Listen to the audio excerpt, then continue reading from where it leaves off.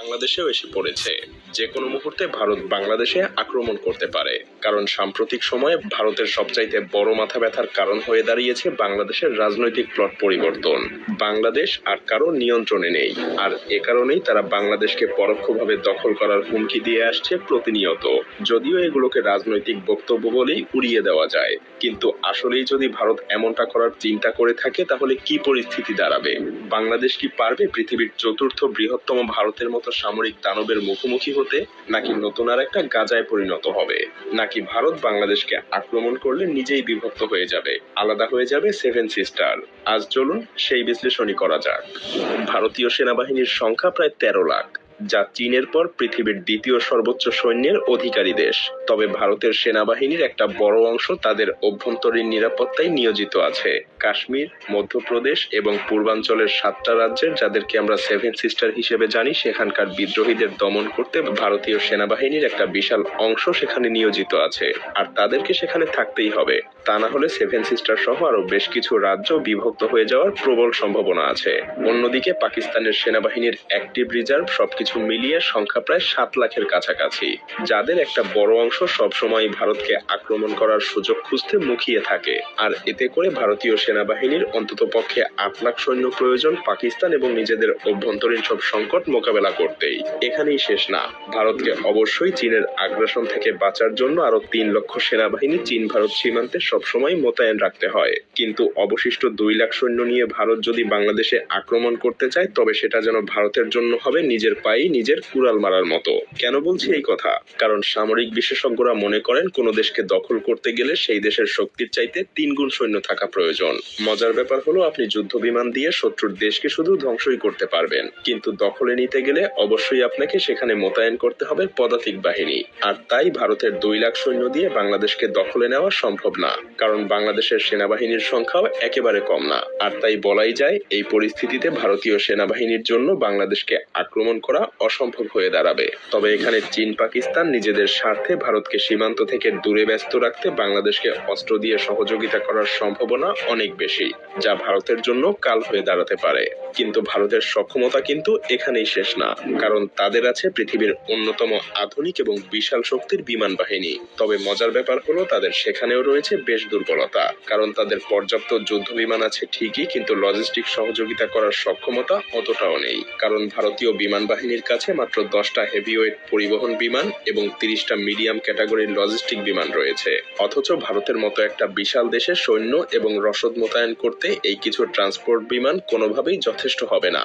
যেমন 2020 সালে চীনের সংঘর্ষের সময় ভারতের ট্রান্সপোর্ট ফ্লাইটের অভাব স্পষ্ট হয়ে উঠেছিল। বেশ কয়েক সপ্তাহ সময় লেগেছিল ভারতের সৈন্য এবং সরঞ্জাম মোতায়েন করতে। এর ফলে বাংলাদেশের বিরুদ্ধে যুদ্ধ করতে গেলে ভারতের বিমান বাহিনীর লজিস্টিক ফ্লাইট কোনো বড় ভূমিকা পালন করতে পারবে না। তবে ভারতীয় বিমান বাহিনীর কাছে প্রায় সব মিলিয়ে 500টা যুদ্ধ বিমান আছে, এবং এতে কোনো সন্দেহ নেই এত সংখ্যক বিমান দিয়ে তারা অল্প কিছু সময়ের মধ্যেই বাংলাদেশকে ধূলিসাৎ করে দিতে পারে। কারণ বাংলাদেশের কাছে এমন কোনো শক্তিশালী যুদ্ধ বিমান নেই যা ভারতীয় ফাইটার জেটগুলোকে মোকাবেলা করতে পারবে। সেই সাথে নেই তেমন কোনো শক্তিশালী আকাশ প্রতিরক্ষা ব্যবস্থা। তবে এখানেও ভারতের জন্য বিপদ রয়েছে, কারণ ভারতের বেশিরভাগ যুদ্ধ বিমান কাউন্টার স্ট্রাইক মিশন পরিচালনা করতে সক্ষম না। হ্যাঁ, ভারতের কাছে আছে 270টা SU-30, এছাড়াও MiG-21 এবং জাগুয়ার ফাইটার জেট। কিন্তু মজার ব্যাপার হলো, এগুলো বর্তমানের আধুনিক যুগে কিন্তু বেশ পুরনো মডেল।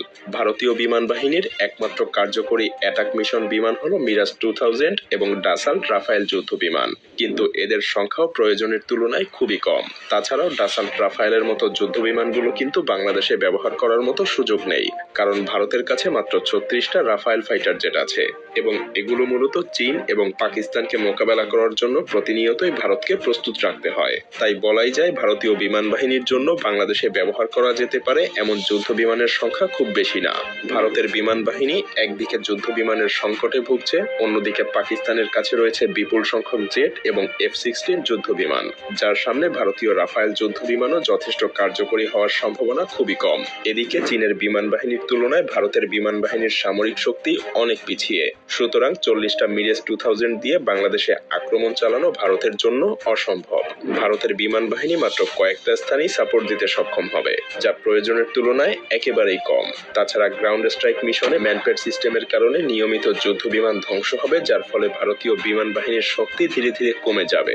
আর এটাও মনে রাখতে হবে, ধীরে ধীরে বাংলাদেশও পরিণত হবে যুদ্ধক্ষেত্রে। প্রাণ হারাতে থাকবে হাজার হাজার নিরীহ মানুষ। তবে এর মানে এই নয় যে বাংলাদেশের সামরিক শক্তি একদম পিছিয়ে আছে। এখানে বাংলাদেশও মিলিটারি শক্তির দিক থেকে যথেষ্ট শক্তিশালী একটা দেশ। তাছাড়া বাংলাদেশ সেনাবাহিনী প্রতিনিয়ত নতুন নতুন অস্ত্রশস্ত্র ক্রয়ের দিকে মনোযোগী হচ্ছে। সেই সাথে আপনাকে এটাও মনে রাখতে হবে, বাংলাদেশ সেনাবাহিনী বর্তমানে দক্ষিণ এশিয়ার তৃতীয় বৃহত্তম শক্তিশালী বাহিনী এবং এই বাহিনী দেশের যে কোনো বিপদের সময় নিজেদের সবকিছু দিয়ে লড়াই করতে প্রস্তুত।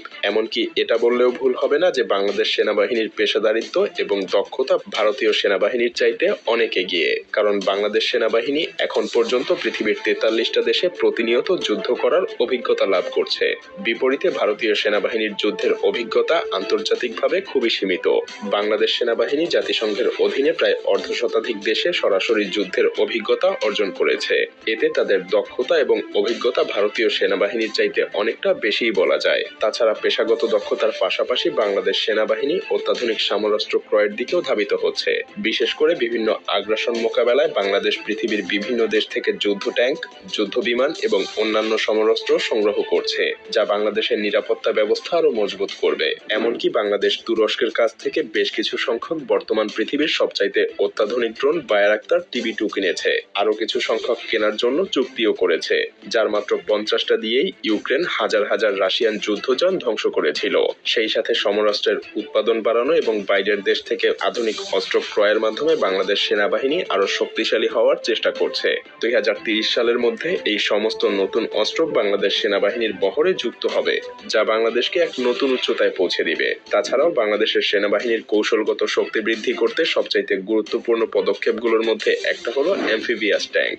সম্প্রতি বাংলাদেশ চীন থেকে 54টা অত্যাধুনিক উপচর ট্যাঙ্ক অর্ডার করেছে, যা পানিতে এবং মাটিতে দুই জায়গাতেই বেশ কার্যকরীভাবে চলতে পারে। এই ট্যাঙ্কগুলো এমনভাবে তৈরি যা তীব্র স্রোতেও অনায়াসেই চলতে পারে। এগুলো বিশেষ ধরনের হামলা চালানোর জন্য অত্যন্ত কার্যকরী, যা বাংলাদেশের প্রতিরক্ষা শক্তি আরো মজবুত করবে। আর তাছাড়া চীন ভারতের কাছে এই ট্যাঙ্কগুলো বিক্রিও করবে না। তবে পরিশেষে আমাদেরকে একটা কথা মনে রাখতে হবে যে যুদ্ধ কখনো শান্তি বয়ে আনতে পারে না। কারণ ভারত যদি বাংলাদেশের উপরে আক্রমণ করে তবে হয়তো তারা দখল করতে পারবে না, তবে ধ্বংসস্তূপে পরিণত হতে পারে বাংলাদেশ। প্রাণ হারাবে হাজার হাজার লাখ লাখ মানুষ।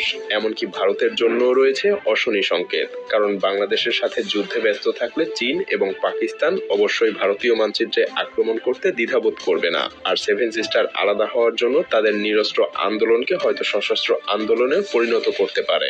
এমন ভয়াবহ কিছু হলে দুইটা দেশই ক্ষতিগ্রস্ত হবে।